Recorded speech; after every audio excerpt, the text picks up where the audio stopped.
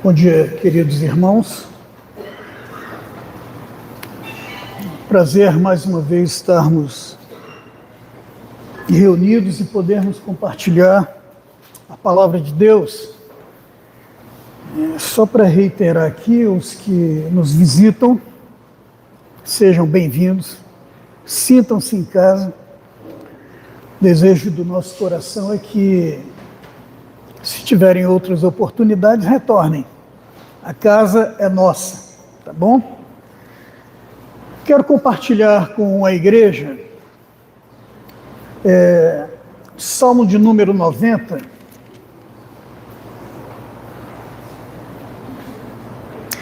Uma meditação que eu tenho feito umas 2 semanas para cá, e eu gostaria de compartilhar com os irmãos.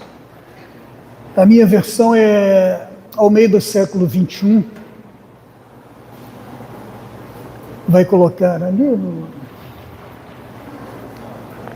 Almeida século 21, Salmo de número 90, que diz assim, a palavra do Senhor: Senhor, Tu tens sido o nosso refúgio de geração em geração. Antes que os montes nascessem, ou que tivesses formado a terra e o mundo, sim, de eternidade a eternidade, Tu és Deus. Tu fazes o homem voltar ao pó e dizes: voltai, filhos dos homens. Porque aos Teus olhos 1000 anos são como o dia de ontem que passou, como a vigília da noite. Tu os arrastas por uma correnteza. Eles são como o sono, como a relva que floresce ao amanhecer, que brota e floresce de manhã, mas à tarde murcha e seca. Pois somos consumidos pela Tua ira e afligidos pelo Teu furor. Colocastes diante de Ti nossas maldades e à luz do Teu rosto nossos pecados ocultos. Pois todos os nossos dias passam sob Tua ira. Nossos anos acabam-se como um suspiro. Os anos da nossa vida chegam a 70, ou para os que têm mais vigor, a 80. Mas o melhor deles é cansaço e enfado, pois tudo passa rapidamente e nós voamos. Quem conhece o poder da Tua ira e o Teu furor conforme o temor que Te é devido, ensina-nos a contar nossos dias, para que alcancemos um coração sábio. Volta-te para nós, Senhor. Até quando? Tem compaixão dos Teus servos. Sacia-nos de manhã com o Teu amor fiel, para que em todos os nossos dias nos regozijemos e nos alegremos. Alegra-nos pelos dias em que nos afligiste e pelos anos em que conhecemos a dor. Mostra Teus feitos aos Teus servos e Tua glória aos filhos deles. Seja sobre nós a graça do Senhor nosso Deus, e confirma sobre nós a obra de nossas mãos. Sim, confirma a obra das nossas mãos. Amém. Este é um salmo atribuído a Moisés, homem de Deus, e eu vou à discussão acerca da autoria, mas eu vou refletir com os irmãos, crendo que, de fato, o autor do Salmo 90 é Moisés. Vamos orar mais uma vez? Por favor. Senhor, nós bendizemos o Teu nome mais uma vez, por este momento em que passaremos aqui refletindo, compartilhando acerca da verdade da Tua palavra. Sim, Senhor, a Tua palavra é a verdade. Nesta verdade há beleza, nesta verdade há conforto, há confronto. É a palavra do Senhor, é a palavra do Senhor.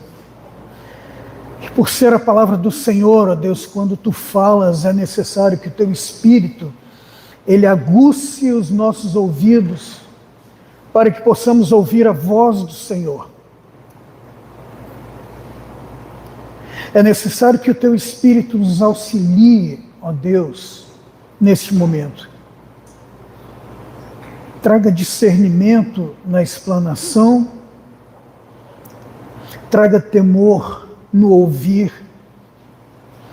Ó Deus, traga, sobretudo, alegria, por sabermos que quando o Senhor fala para promover vida e edificação.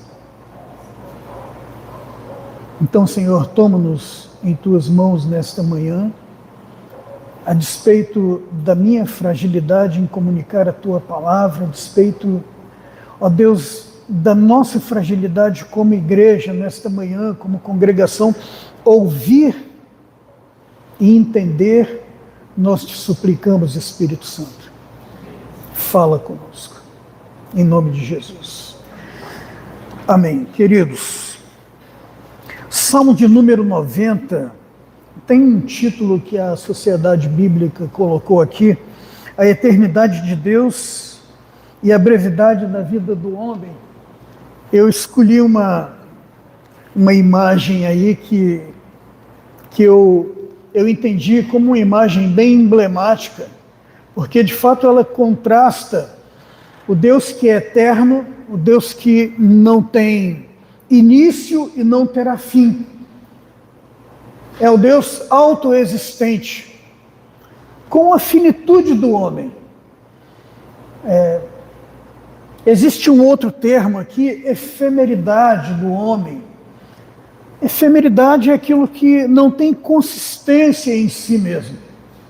Então, o Salmo 90 ele vai falar sobre isso, basicamente.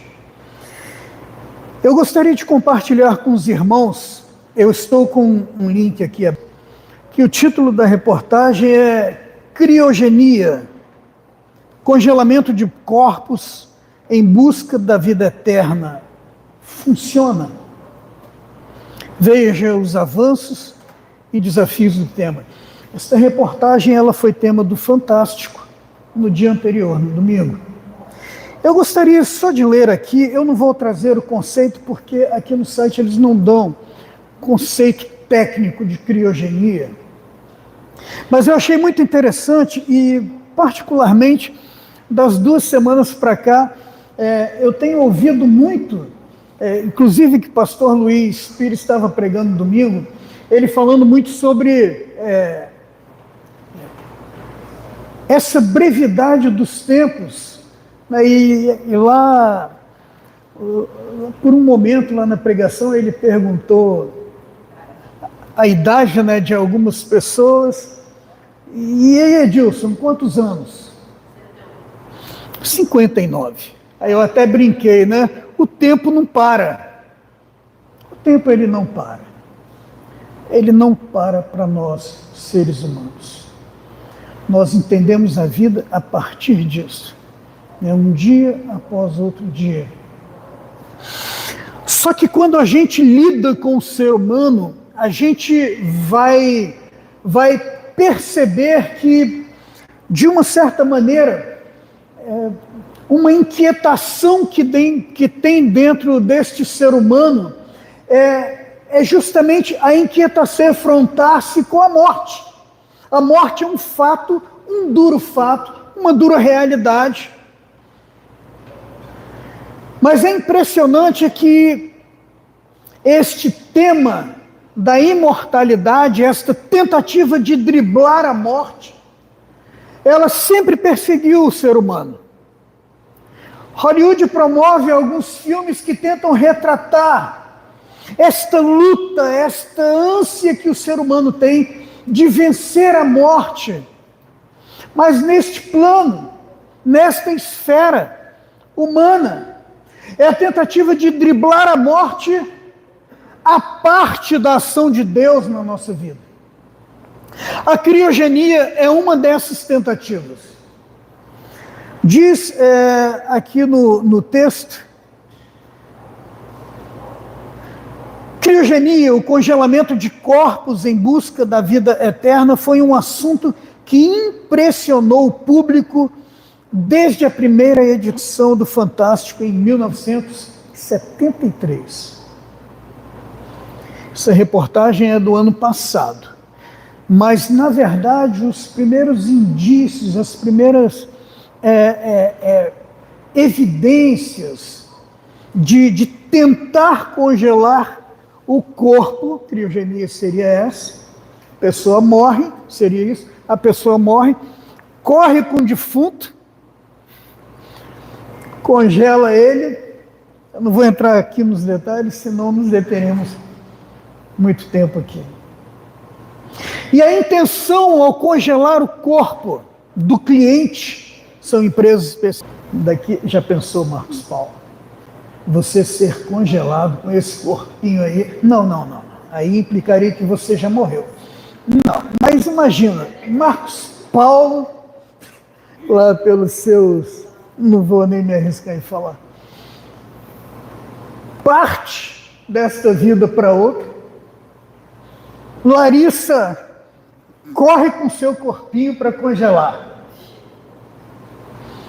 na esperança de que daqui a 500 anos, 300, você seja ressuscitado. Pois é, Marcos Paulo, ressuscitado. É assim que a ciência crê. Eles estão...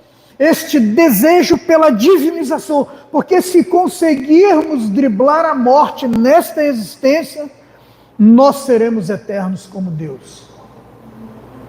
É isso que o homem longe de Deus, ele busca.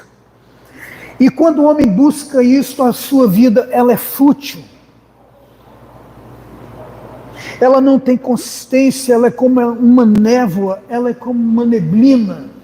E ontem à noite nós presenciamos uma cerração bem de noite, era meia-noite, 1h da manhã, a cerração, não sei quem viu, a cerração baixou de uma forma tremenda. Fazia tempo que eu não via isso. Os amigos de Petrópolis chamam de russo. Eu tenho uma prima que mora lá, e Dilson, vem ver o russo. Via uma neblina, uma cerração fechada, não dava para ver 10 metros à frente. Só que hoje pela manhã, cadê o russo? Cadê a cerração? Ela se dissipou. A nossa vida, ela é desta forma. Moisés, ele quer nos persuadir, nos advertir, nos exortar de que o homem, o ser humano, longe de Deus, ele é como esta cerração. Ela está aqui, ela pode ser magnífica, ela pode até de uma certa forma encantar. Achamos legal, mas depois ela se dissipará. A nossa vida, ela se dissipará.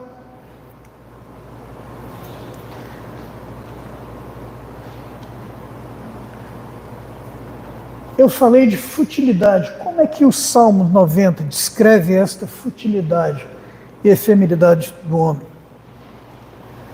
É a brevidade e a incerteza da vida que a tornam fútil.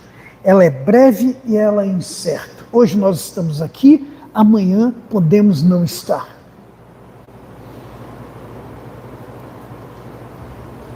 O ser humano lidar com isso é muito inquietante para ele. É muito inquietante. Ele vai usar vários artifícios para poder lidar com isso.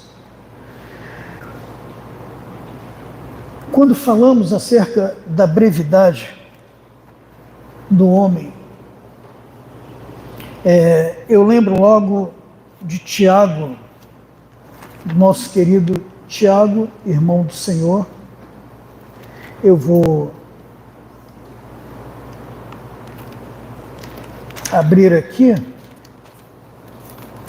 Tiago capítulo 4, 13 e 16, diz assim: prestai atenção, vós que dizeis, hoje ou amanhã iremos a tal cidade, lá passaremos um ano, negociaremos e teremos lucro. No entanto, Tiago diz, não sabeis o que acontecerá no dia de amanhã. O que é a vossa vida?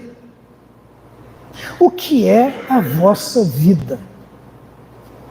Sois como uma névoa que aparece por pouco tempo e logo se dissipa. Tiago quer dar logo um tranco, ele quer quebrar logo a arrogância do ser humano que se sente dono de si mesmo, senhor de si mesmo. Não há nada contra você empreender, não há nada contra projetos. Nós devemos fazer isso, isso faz parte de nós. Faz parte de uma vida madura projetar. Mas as pessoas a quem Tiago está chamando a atenção aqui são justamente pessoas que se levantaram, estão se sentindo senhoras de si mesmas e que não têm que prestar contas a nenhuma divindade. E ele diz aqui, ele continua, em vez disso, desta arrogância, vocês que nem conhecem o amanhã, que estão projetando desta forma, devias dizer, se o Senhor quiser, viveremos e faremos isto ou aquilo. Mas vos orgulhais da vossa arrogância. Todo orgulho como esse é maligno. Todo orgulho como este é maligno. Então, quando Moisés, quando os escritores bíblicos, eles chamam a atenção dos seus ouvintes, como Tiago está chamando aqui, não é necessariamente em relação ao empreendimento, mas é necessariamente contra esta suposta autonomia que o homem em todo tempo tenta buscar viver, ou seja, estar longe de Deus. Eu sou dono do meu próprio nariz, sou eu quem decido, sou eu que escolho. Uma vida à parte de Deus, irmãos queridos, ela é fútil, ela não tem consistência alguma. Ela não tem consistência nenhuma. Como vocês, sendo tipo de criaturas que são, presumem ditar o curso de eventos futuros. É isso que Tiago está falando com aquelas pessoas. Dificilmente eu penso que Tiago esteja falando de pessoas diretamente dentro da comunidade. Mas talvez ele esteja justamente advertindo os irmãos que estão na comunidade. Olha, prestem atenção, tem pessoas lá fora que vivem assim, mas convosco não será assim. Há um Senhor sobre a vossa vida. Vocês são servos. A vida de vocês, as decisões de vocês, passam primeiramente pelo crivo deste Senhor. É Ele quem determina. E é assim que, na verdade, um cristão normal, ele vai agir. Tudo que ele vai fazer, um cristão normal, e aqui no bom sentido de cristão normal, ele vai antes apresentar a questão ao seu Senhor, que é Jesus.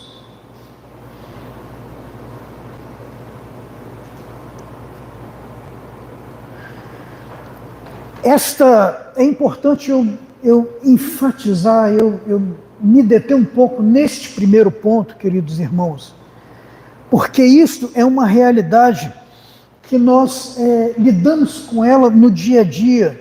Nós conhecemos pessoas que agem assim e muitas vezes, inconscientemente, nós também queremos agir assim. Nós queremos assumir, ignorando que a vida é breve, nós queremos assumir que eu sou o Senhor desta única vida que eu tenho. Este processo da criogenia, eu tenho um livro que eu comprei há um tempo atrás, redescobri esse livro nesses dias. Ele se chama, o título dele é Tornando-se Deus. Tornando-se Deus. O transhumanismo e a busca da imortalidade cibernética.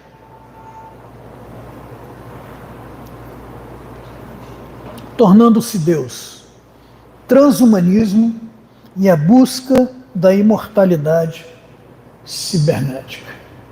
Elaine vai anotar esse termo transhumanismo aí, né, Elaine, para buscar depois.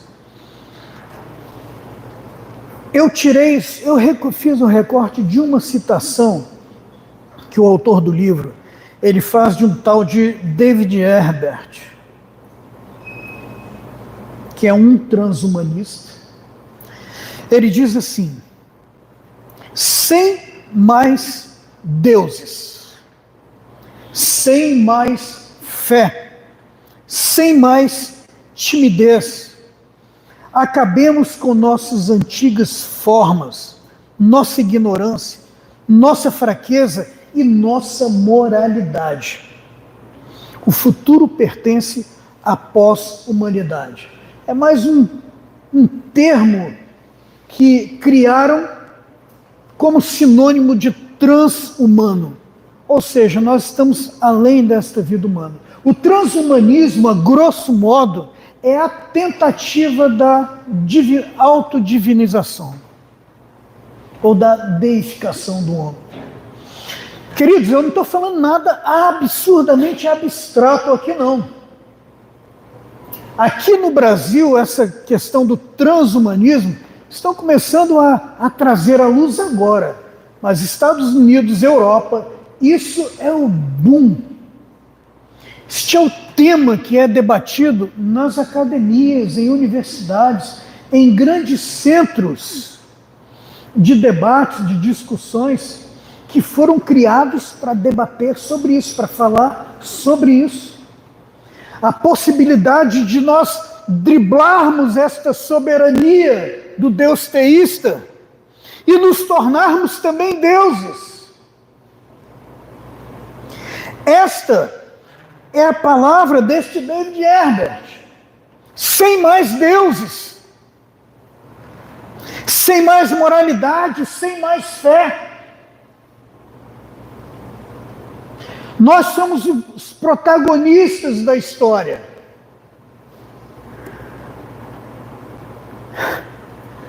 E para finalizar esse primeiro ponto aqui, eu trouxe mais uma fala profunda de uma tal de Natasha Vita-More. Natasha Vita-More é uma das grandes divulgadoras deste movimento lá nos Estados Unidos. Ela diz assim: não tenho tolerância com ela. Com ela quem? Com a morte. Não tenho tempo para ela. Ela só me deixa com raiva. É a coisa mais cruel que pode acontecer com qualquer ser humano. Além disso, afirma ela, não tenho nenhuma crença religiosa. Acho que a religião não é uma coisa saudável para uma sociedade. Pois tem ditames, tem doutrinas, tem regras e regulamentos e coisas tipo, eu estou certo, você está errado. Ou seja, ela é uma adepta ferrenha do relativismo. Ela é uma inimiga da fé cristã. E esta mulher, eu fiz uma pesquisa sobre ela, é uma mulher muito requisitada nas universidades norte-americanas, canadenses e inglesas, para palestrar. Palestrar sobre o quê? Palestrar sobre esta possibilidade de nos tornarmos deuses e nos tornarmos protagonistas da história.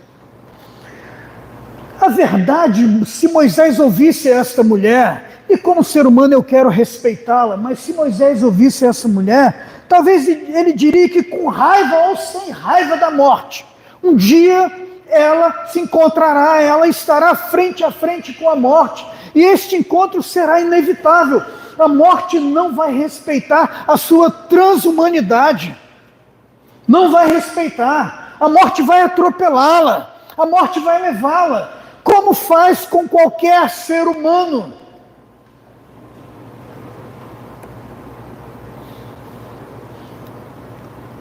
Esta é a realidade que nós lidamos no dia a dia. E há uma verdade deste movimento insurgente, rebelde contra a autoridade do Deus eterno, que está se levantando com força, gente. Se levanta mesmo. E absurdamente esses movimentos influenciam alguns segmentos dentro da igreja chamada dita cristã. Influencia. Este é o primeiro ponto que eu tratei aqui, que a brevidade e a incerteza da vida a tornam fútil longe de Deus. Não adianta, a vida ela é breve, ela vai passar, e se não vivermos a luz da eternidade com Deus, ela se torna fútil, ela não tem valor algum, ela não tem significado algum. Mas o segundo ponto aqui, a ira de Deus sobre o nosso pecado, torna a ira fútil. Quando esta vida, ela é vivida longe de Deus.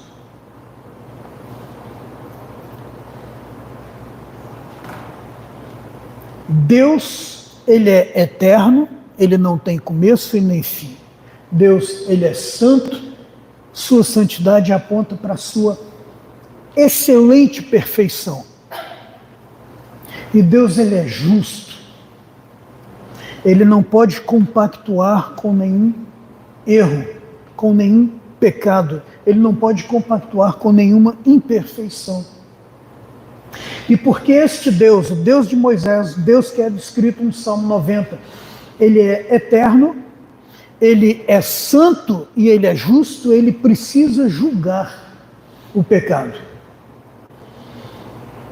Ele precisa exercer, manifestar o seu atributo, faz parte do ser de Deus, da sua essência, irar-se contra o pecado. E quando a gente toca neste assunto, também, além da morte, a justiça de Deus é um tema que inquieta os seres humanos. Porque criou-se aquela ideia humanista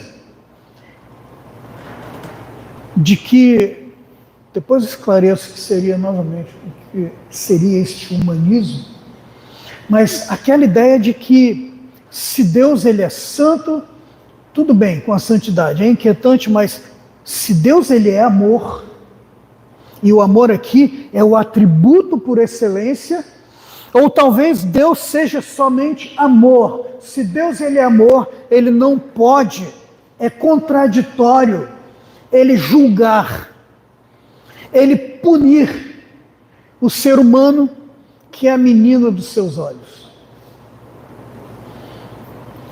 Eu vi uma reportagem que um pseudo-teólogo, ele usa este termo, o ser humano é a menina dos olhos de Deus.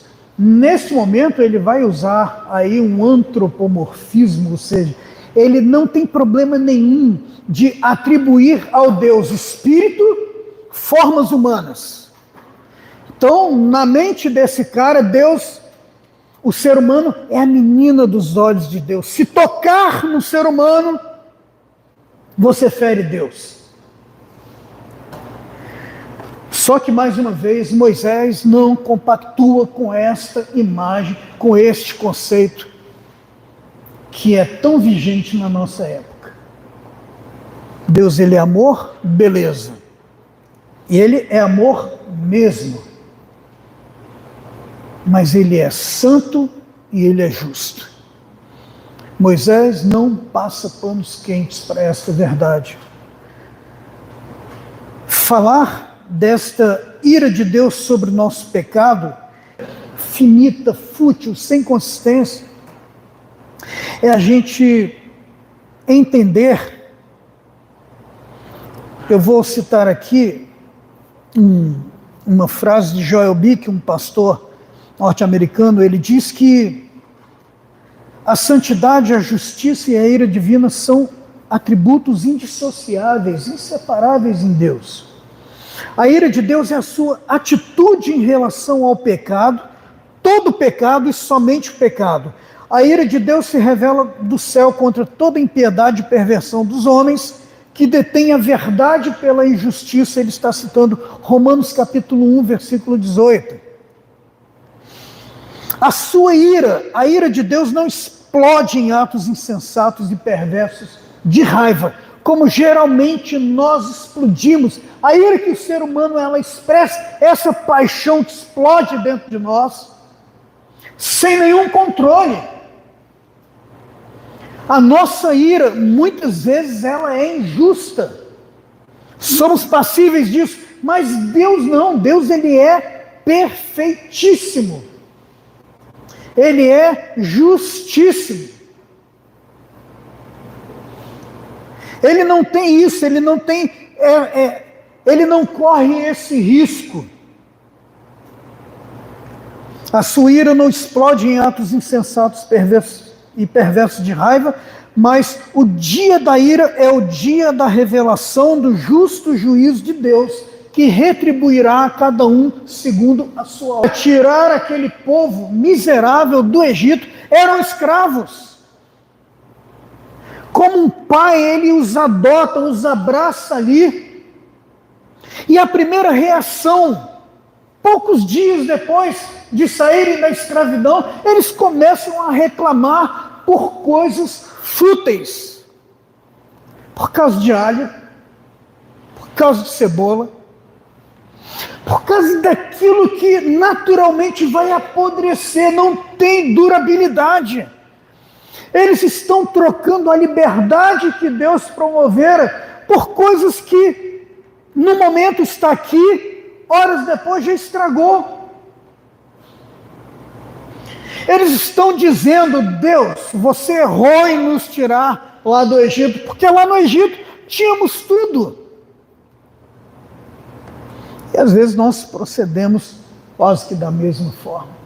Às vezes com um pouquinho mais de temor, nós cristãos. Mas muitas vezes o nosso desejo é falar: olha, Deus, o que eu estou passando hoje, se você fosse Deus mesmo, eu não estaria passando isso.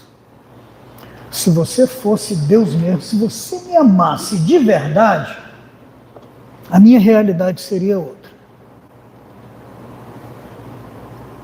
Ele não consegue, ou nós não conseguimos tirar os olhos desta realidade presente aqui. Nós nos negamos a olhar para a eternidade de Deus. E quando não olhamos a partir da eternidade de Deus, nós perdemos o foco nessa vida, porque aqui tudo é efêmero, tudo se acaba, tudo passa. E somos contaminados por esta efemeridade, por esta finitude que nos torna muitas vezes patéticos diante de Deus.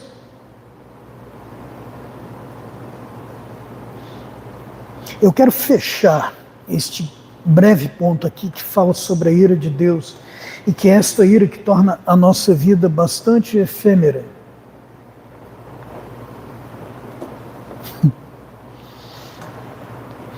Eu fiz alguns recortes aqui que me chamaram muita atenção.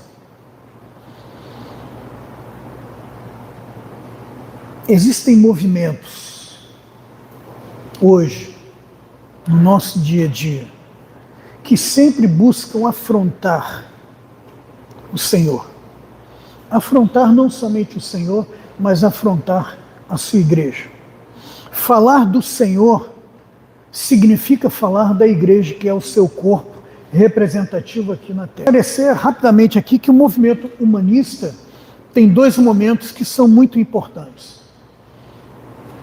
Século XV, finalzinho do século XV, século XVI, há uma efervescência nos intelectuais em perceber a necessidade de resgatar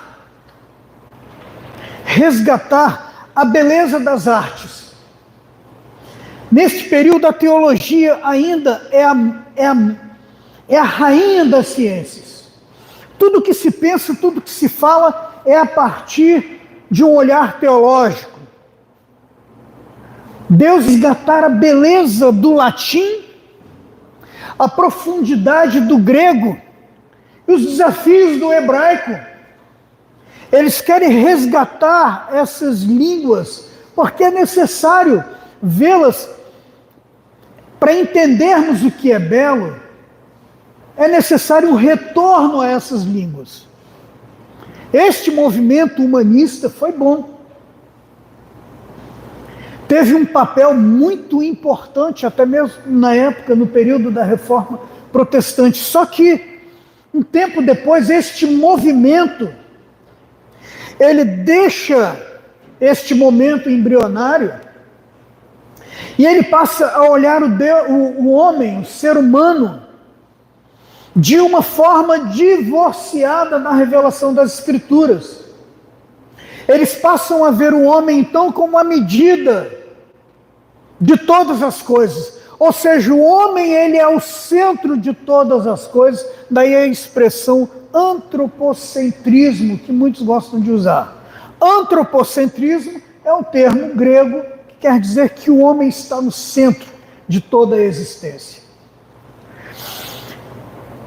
Este movimento antropocêntrico, que é muito forte hoje em dia, um dos seus grandes nomes, ele diz assim, um judeu, ele redigiu um documento que seria um credo humanista. O credo, ele é grande. Ele fez, num primeiro momento, 1973, e no ano 2000, ele redigiu este credo humanista que diz o seguinte: nós somos responsáveis pelo nosso próprio destino e o melhor que podemos fazer é reunir nossa inteligência, coragem e compaixão para realizar nossas mais elevadas aspirações. Acreditamos que uma vida boa é possível para todas as pessoas da sociedade planetária do futuro. A vida pode ser significativa para aqueles que desejam assumir responsabilidades e empreender os esforços cooperativos necessários para cumprir a sua promessa. A última sentença dele: nós podemos, devemos e criaremos um novo mundo do amanhã. Eu vou repetir. Nós, homens, podemos, devemos e criaremos um novo mundo do amanhã. Essa blasfêmia de Paul Kurtz, que foi um judeu, por que blasfêmia? Porque a intenção dele e dos seus seguidores é justamente passar a ler a vida com os olhos naturalistas, ateístas. Eu estou falando de um judeu que com seus 12 anos, ele passou pela cerimônia do Bar Mitzvah, os filhos da lei. Ele leu, ele confessou textos da Bíblia ali no Antigo Testamento. Mas na sua fase adulta, ele começa a questionar toda a existência. Ele vai acreditar que a existência ela precisa ser vivida, independente desse Deus, se é que ele existe. Então todo este movimento humanista, ele tem esta intenção. É excluir Deus da existência humana e colocar o homem como o Senhor de toda a existência. Esse texto que eu li é nada mais, nada menos do que isso. Tudo o que o homem pode empreender, ele pode empreender e bem, sem a interferência de Deus.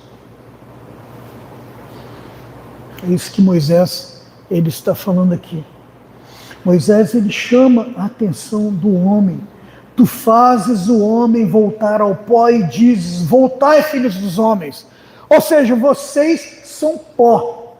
Vocês se tornarão pó. Vocês morrerão.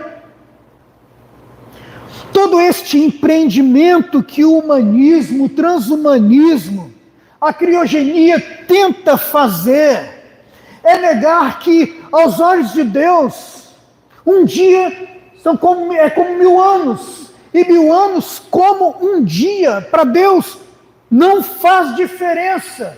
Quando Moisés escreve isso, talvez ele olhe para trás e ele está vendo os antediluvianos, que viveram quase 1000 anos, mas para Deus, 900 e tantos anos não são nada. Eles passarão, o homem envelhecerá, sua vista escurecerá, seus ossos enfraquecerão, todo o vigor que ele tem passará. Vocês são como uma relva que floresce ao amanhecer, brota, floresce de manhã, mas à tarde murcha e seca. Esta é uma imagem muito, aparentemente aqui, tá? Eu vou colocar entre aspas, negativista acerca da existência. Só que não é essa, a intenção de Moisés não é essa. A intenção de Moisés é mostrar que, conquanto a vida seja efêmera, seja finita, vale a pena ser vivida, porque a vida tem significado e valor se temos um relacionamento com Deus eterno. E se temos a bênção deste Deus, tudo que empreendermos fará sentido, será para a glória de Deus. Este é o segundo ponto que eu gostaria de compartilhar brevemente aqui com os irmãos, que um relacionamento correto a partir das Escrituras, a partir da eternidade com este Deus, dá valor sim, dá sentido sim à nossa existência. Mas quando eu falo de relacionamento com Deus, eu quero falar sobre aquele relacionamento edificado, pautado nas Escrituras, quando nós reconhecemos Deus como nosso Senhor, quando nós reconhecemos a nossa finitude, e essa finitude, ao olhar para Deus, clama pela sua misericórdia, clama pela sua graça, clama pela sua bondade. Não o relacionamento, por exemplo, do pastor Ricardo Gondim. Existe um movimento dentro do evangelicalismo chamado teologia relacional, que é o sinônimo de teísmo aberto. É tudo a mesma porcaria. Perdoe da expressão, não é porcaria, não é uma expressão chula, mas essa teologia é uma porcaria. E toda uma igreja com 300 e tantos membros se dobraram a esta porcaria. Porque o pastor desta igreja, ele começou a pregar que a teologia relacional traz consistência à nossa espiritualidade, pois reforça a nossa compreensão paternal de Deus, lança luz sobre nossa imensa responsabilidade e nosso infinito privilégio de cooperarmos com o Criador.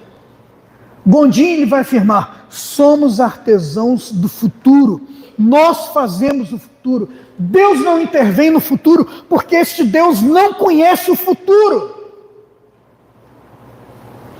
Numa teologia relacional, o futuro inexiste, e Deus nos chama para sermos parceiros da sua construção.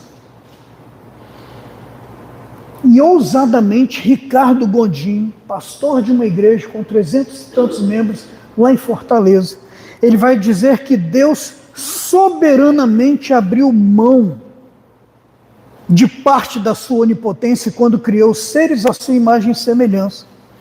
Ele se tornou fraco porque quis abrir espaço para se relacionar conosco em amor. Ou seja, o Deus de Ricardo Gondim, este Deus ídolo, idolatrado pelo teísmo relacional, ele é no mínimo exageradamente humano, fraco e patético. Não é o Deus de Moisés, não é o Deus que nós estamos falando dele aqui nesta manhã, descrito no Salmo 90. É um Deus fraco, é um Deus extremamente, exageradamente carente, que quando olha para o homem, para a humanidade, gente, é patético. Este Deus, ele se sente tão fraco de ver aqueles pimpolho, falta um adjetivo aqui. Ele vê o ser humano, aquele guti-guti-guti, Eu preciso me relacionar. Para eu me tornar, para eu me sentir completo como Deus, eu preciso me relacionar com o ser humano. Porque afinal eu sou amor. Mas para eu me relacionar com o ser humano, eu abro mão da minha soberania. Eu abro mão da minha onisciência. Eu não quero conhecer o futuro, porque o futuro cabe ao homem construí-lo. E eu vou aprender com o homem. Que fofo isso. Deus aprender com o homem. Gente, é verdade, eu estou sendo irônico aqui. Mas isso está colando em muitas igrejas. Uma igreja com 300 e tantos membros sucumbir a esta blasfêmia. Não é nem heresia, é uma blasfêmia isso. O que aquelas pessoas estão pensando? No momento de crise, qual Deus elas buscarão? A quem elas recorrerão?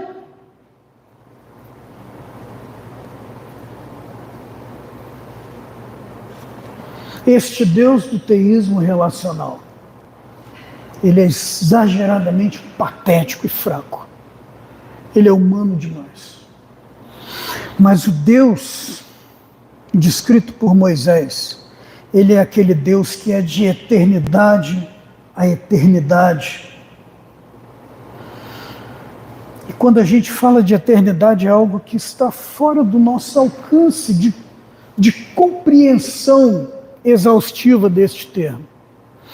Mas eu busquei ajuda no Joel Bick novamente, e Joel Bick, ele diz que Moisés viu a eternidade de Deus como alguém que olha de volta ao momento da criação, apenas para perceber que Deus era anterior à própria criação.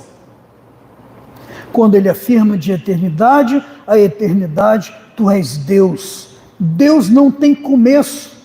Em outro salmo, no Salmo 93, ele diz, tu és desde a eternidade. Desde a eternidade. Moisés também descreveu a eternidade de Deus a partir da perspectiva de alguém olhando para o futuro. Ou seja, se nós queremos nos relacionar com Deus, este Deus ele é digno da nossa confiança, justamente porque é um Deus viril, não é esse Deus patético do teísmo aberto, ou da teologia relacional. O Deus que Moisés descreve aqui é um Deus que é anterior à criação, e é um Deus que já decretou o futuro, e ele toma as rédeas da história para que tudo que ele planejou se cumpra. E o melhor, queridos irmãos, é que nós, como igreja de Cristo, se permanecemos fiéis a este relacionamento, que olha a partir deste Deus eterno, ele vai fazer com que todas as suas promessas acerca de nós, acerca da igreja, de nós como indivíduos, como um corpo, todas as suas promessas se cumprirão. Falar da eternidade de Deus suscita em mim a confiança de me prostrar diante desse Deus, porque Ele é Deus. Ele é Deus. Ele ama relacionar-se sim com os homens, com a humanidade, mas sem abrir mão de qualquer atributo dele, de qualquer característica que o torna Deus. Porque este Deus que é de eternidade a eternidade, Ele é santo quando Ele nos chama a nos relacionarmos conosco. E esta eternidade de Deus, ela vai brilhar de uma forma esplêndida em seu Filho Jesus. Este Deus, vendo a nossa incapacidade, a nossa finitude, Ele envia o seu Filho, Ele envia o seu Filho.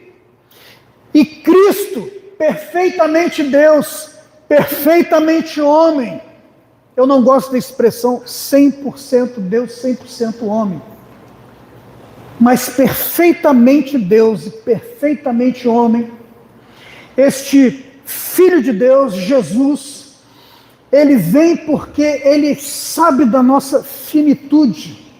Ele conhece a efemeridade da nossa vida. Ele sabe que nada aqui é consistente a parte deste relacionamento com Deus. E Ele se torna a nossa reconciliação com o Deus eterno. Esta eternidade de Deus, ela brilha em Jesus. E Agostinho, um bispo, lá dos anos 430, ele tem uma frase que, para mim, o Luiz Eduardo fez um quadro com esta frase. Quando eu entro, toda semana que eu entro ali, eu dou de cara com essa frase. E aquele quadro me mostra quem eu sou. Ele me põe no meu lugar. Ele me faz lembrar que tu nos criaste para ti mesmo, ó Deus. E nossos corações estão inquietos até que encontrem o seu descanso em ti. Tu nos criaste para ti, ó Deus. A razão da nossa existência está em nos relacionarmos com Deus. Mas este relacionamento, esta comunhão precisa estar na base correta. O Senhor nos criou para ti. E o nosso coração se torna inquieto enquanto não encontra o descanso em ti. Amém? Por último, eu quero concluir, é breve aqui, então, com 3 aspectos bem práticos desse salmo. O primeiro é que a gente precisa viver à luz da eternidade.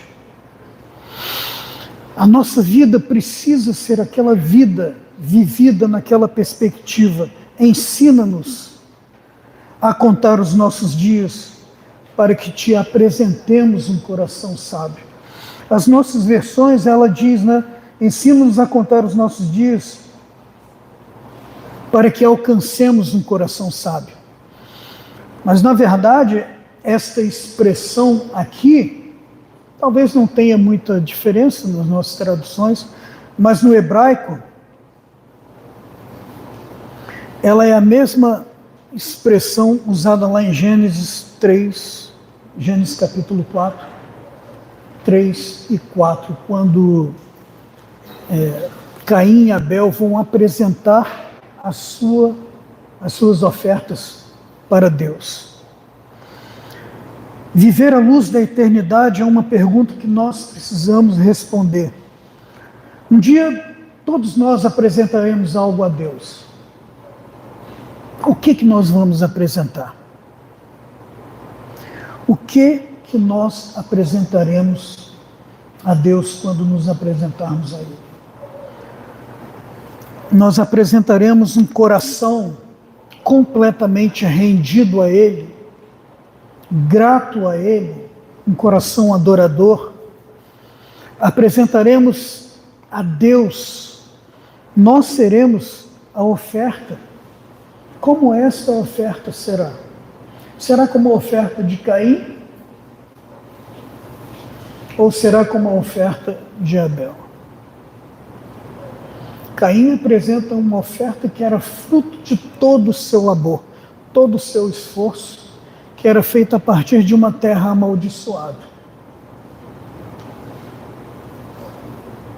Abel apresenta diante de Deus a sua incapacidade. Quando ele apresenta um cordeiro, parece que ele entende que a vida estava no sangue, no derramar do sangue de um cordeiro, e aquilo ali apontava para Cristo. Aquilo apontava para Cristo. Aquela oferta apontava para Cristo. Por essa razão que Abel é aceito, não Caim. A oferta de Caim fala de orgulho, fala de autossuficiência. O que nós apresentaremos diante de Deus quando estivermos na sua presença? Viver, então, queridos, à luz da eternidade, é sabermos que nós vivemos num tempo emprestado. E este tempo emprestado, sejam 70, 80, 90, 100 anos, ele precisa ser vivido à luz de uma consciência de quem nós somos e de quem Deus é. Segundo, trabalhe para a eternidade, não para a efemeridade, aquilo que passa. E aqui, neste ponto, a gente precisa discernir e entender aonde todo o nosso vigor está sendo empregado. O Senhor Jesus chama a atenção, por meio de uma parábola, de um homem que preocupou-se a vida toda em acumular bens aqui. Entende-se ali que os relacionamentos eram ignorados, entende-se ali que a vida espiritual é ignorada, mas um dia, quando ele olha para os seus silos, ele vai ter que dar conta da sua vida, e a pergunta é: tolo, louco, esta noite pedirão a sua alma. E o que tens preparado?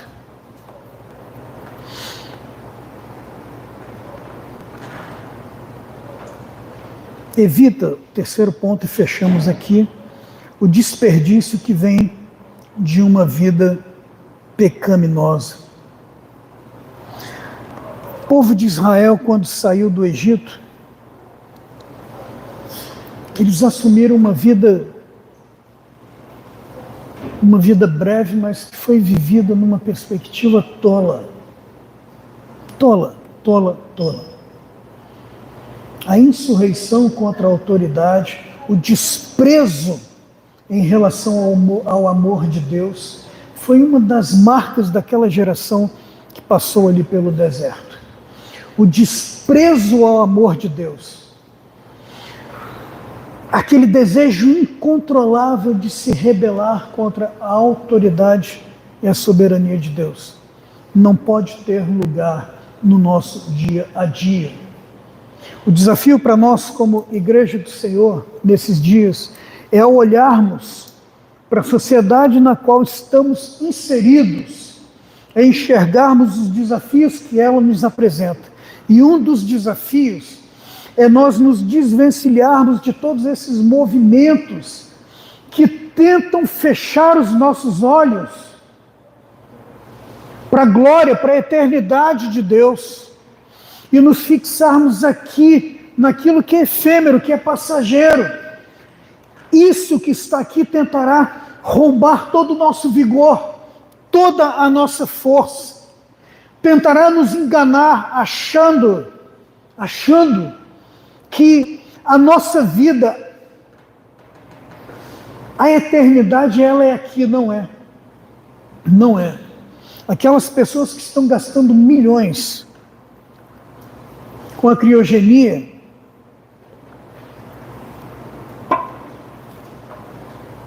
elas estão enganadas. Elas estão enganadas.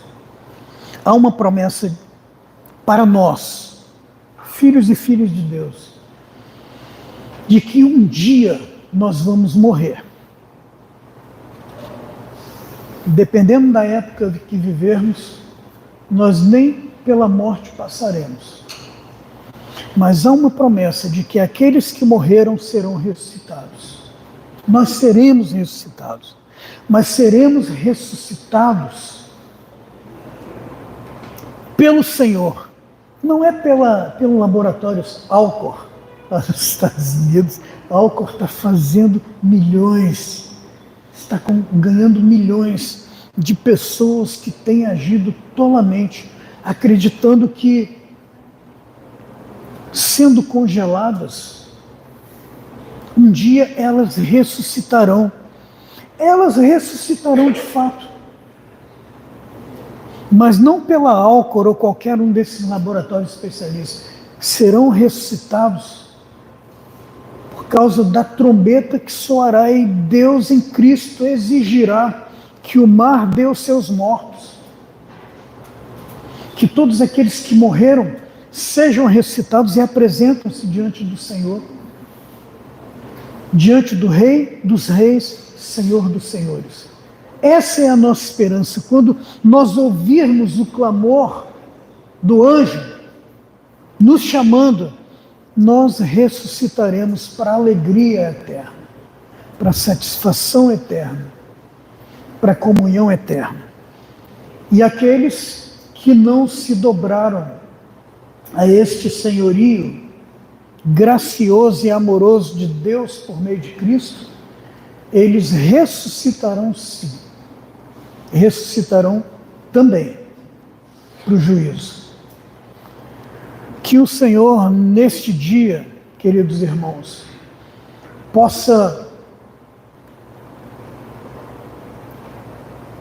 Ele possa enraizar em nós, Ele possa não somente enraizar, mas que esta verdade crie raiz e frutifique para a glória de Deus.